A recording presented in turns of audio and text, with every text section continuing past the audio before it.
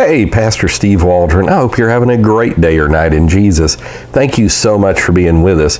We're looking at the book Angel, Veneration, and Christology. This is from the Library of Early Christology. I think there's like 13 volumes in this. I'm trying to collect all 13. And so, a study in early Judaism and the Christology of the Apocalypse of John. This is by Waldron T. Stuckenbruck. We had somebody almost with that name, a couple of them at Indiana Bible College. But thanks for being here. So, Waldron T. Stuckenbruck, PhD from Princeton, professor of New Testament Studies, faculty of Protestant Theology at the University of München. I would assume that's Germany. He is also an ordained minister in the independent Christian church, Church of Christ. And so, basically, it's discovered some early Second Temple writings. We've talked about this periodically here on the channel in various formats, that some groups of Judaism we've known about for years, like Philo of Alexandria, but other groups weren't maybe strictly monotheist in the understanding Deuteronomy 6:4 Shema understanding of that, but some would maybe have some type of worship of Metatron, divinization of Abraham and or David, and on and on. And so this continues in this study. Of course, the book of Enoch usually looms extremely large in studies like this. So one of the things about this particular book I found fascinating is that it's written like an old 1996 computer writing or typing kind of thing. But that doesn't detract in any way from the information. We're after the information in here. So let's take a look. So of early Judaism and the Christology of the Apocalypse of John. Again, this is in the Library of Early Christology. And so here's the series introduction. It's kind of got a leadership team of Larry Hurtado, David Capes, April D. DeConnick. They're the editors. And of course, Hurtado is famous for saying there was just no Trinity anywhere before 50 AD. Capes is highly suspect of that as well. So over the past 40 years or so, there's been a renewed interest in the origins, early developments of belief in Jesus. Many of these studies, sometimes referred to as loosely forming a kind of new German theological term, New History of the Religion School.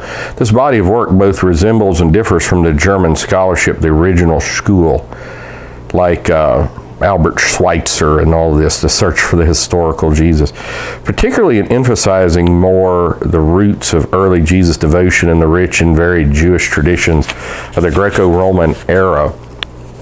Now, something in reading through this that kind of struck me, I remember, I think it was Seventh-day Adventist said at one time, now this is not current belief, but some of their early believers, besides, Ellen G. White being accused of being a Sabellian, as was founder of Mormonism, Joseph Smith, but, kind of equated Jesus with Michael, the archangel.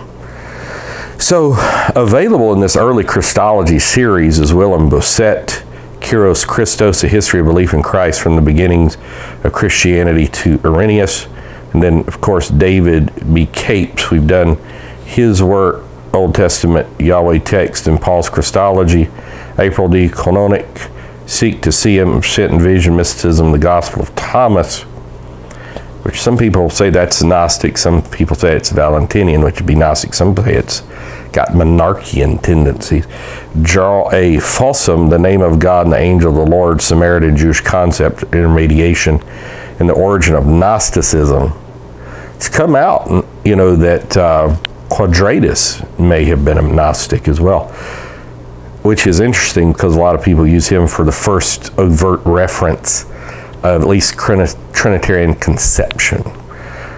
Charles A. Gieshin, Angelomorphic Christology, Antecedents and Early Evidence, Martin Hengel, Between Jesus and Paul, Studies in the Earliest History of Christianity, course, Lair Hurtado, Ancient Jewish Monotheism, Early Christian Jesus Devotion, Context and Character of Christological Faith. And then a couple more by Carrie C. Newman, of course, Alan Siegel, The Two Powers in Heaven, The Other Judaisms. And I appreciate the fact he says the other Judaisms, because some people have tried to say this is like mainstream and try to interpret certain texts like Jesus' trial through that. And it really wasn't. I think David Menard showed very well in his book, The Glory of God in the Face of Jesus, it wasn't mainstream. So it's got a forward, and I'm just going to read you a little bit. Page I had turned down. This is page 260, 261. The categorical rejection of venerating an angelic mediary, and then he gives some text, contrasts sharply with another text in which the seer's prostration before one like the Son of Man is not turned away. Christ, after all, is not merely a mediary of revelation or a fellow servant, but the living one who is holding the angels of the seven churches in the right hand. So this is talking about the book of Revelation.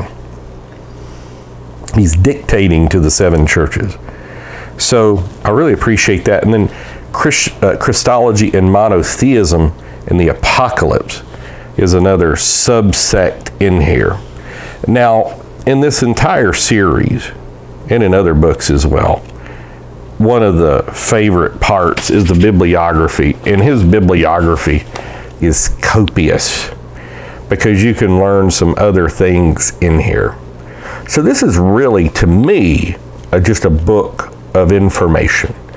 And it's showing various ways that early Judaism, at least parts of it, may have had some veneration of angels, and then did this play a part in John's apocalypse.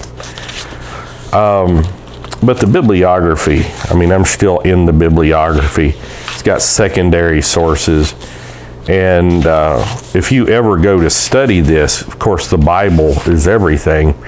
But if you ever want to go beyond in the scholarly realm, which the Bible is very scholarly as well, and this would give you places to start. And my suggestion would be to go to eBay or something and try to buy them cheap, unless you've just got lots of money. And then it's got an index of passages. So let's say you're studying like 48:16 of Isaiah. Well, it doesn't list anything here, but now Isaiah 6, verse 5, it's on page 89, 1 through 8, it's page 210, on and so forth. Let's see, like Acts 2:38 is not going to be mentioned in here, but Acts 2:34, 35, and then it'll give you the page number where to find this. Very important ones, like 1 Corinthians 8, 4 through 6, is in multiple passages. So, an accommodation of monotheism and Judaism, the criterion for veneration. I did want to read just a little bit of this. It says, since angels in the apocalypse of John, along with Christ, figure prominently as beings aligned with God, since Christ is sometimes represented with characteristics associated with the angels, this would be especially, some people, I think is it chapter 10, you've got the angel on the Mediterranean kind of thing. I remember one apostolic teacher specifically saying he felt that was Christ. Others interpreted it as angel. Did Jewish interest and belief in angels ever develop into patterns of veneration, which were coordinated with a belief in the only God of Israel? Given the diverse genres and viewpoints represented in the ancient sources, one can expect Jewish writers to express the special status of some mediating figures in a variety of ways. The ensuing discussion of this question will involve a dual procedure: the examination, literary and epigraphical texts, which have ostensibly furnished evidence for venerative attitudes toward such figures, as well as consideration of religious developments underlying the formation of these traditions. And so I would still say that overall, the Jews of Jesus' day, especially the common people, were absolutely monotheistic. And that was when Jesus said, "You've seen me, you've seen the Father."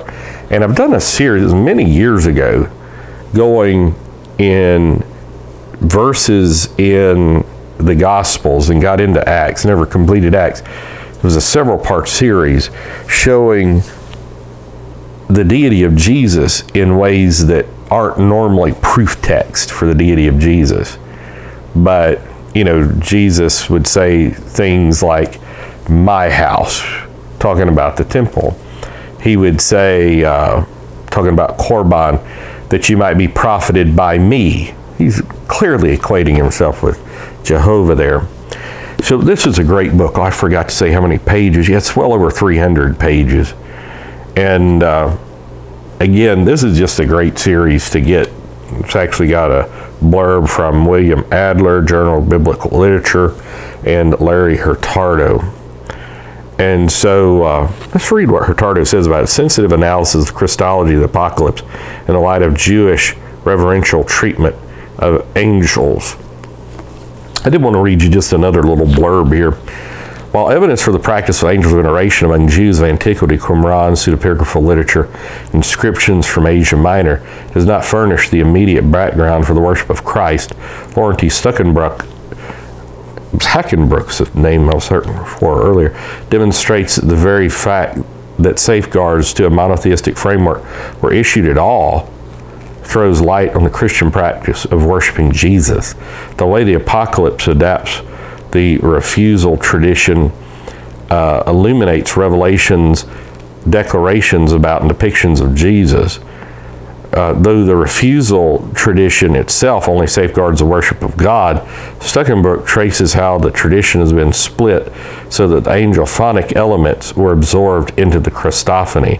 So Stuckenbrook shows an angelomorphic Christology shared by the author of Revelation, and its readers functions to preserve the author's monotheistic emphasis, as well to emphasize Christ's superiority over the angels, such as in Hebrews, setting the stage for the worship of the Lamb in a monotheistic framework does not contradict the angelic directive to worship God alone.